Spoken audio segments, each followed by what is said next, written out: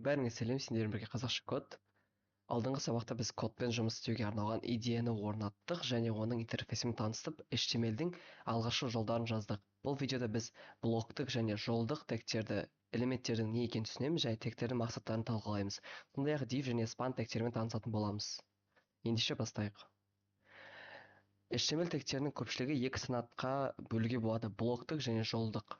Блоктық тегтер олар бүкіл жолда алатын болады. Мысалға вот p тегі ол бізде бүкіл жерде алып тұр. Мен оны әдейі бояп қойдым сіздерге фиолетовый цветпен. Вот ол барлық жерде алады. Ал жолдық тегтер өздерінің мәніне қарай байланысты алады. Олар өздеріне көп ала алмайды.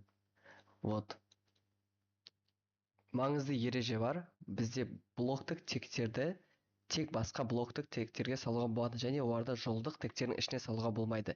Яғни жолдық b тегін блоктық p тегіне салуға болады, бірақ блоктық p тегін жолдық b тегіне салуға болмайды.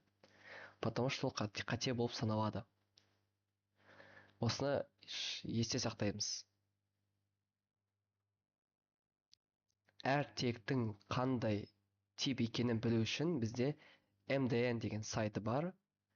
MDN сайтының ішінде барлық тегтер бар және осының ішінде барлық тегтердің қандай элемент екені көрсетіліп тұрады. Осыны есте сақтаймыз. Осы сайтқа сілтемені мен описаниеде қалдырып кетемін.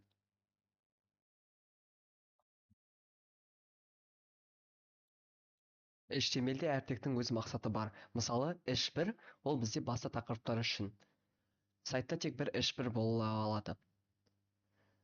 Button батырмалары үшін, ал input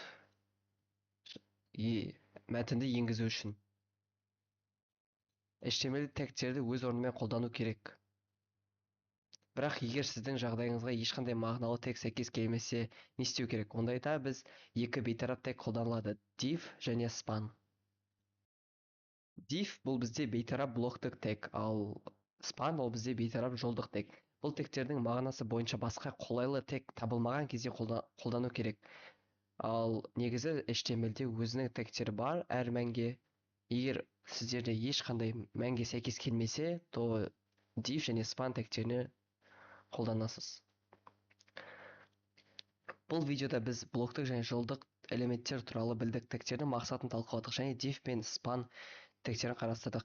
Келесі видеода біз нақты тегтер мен олардың интерфейстегі рөлін талқылай бастаймыз. Жаңа материалдарды жібермеу үшін арнаға жазылыңыз.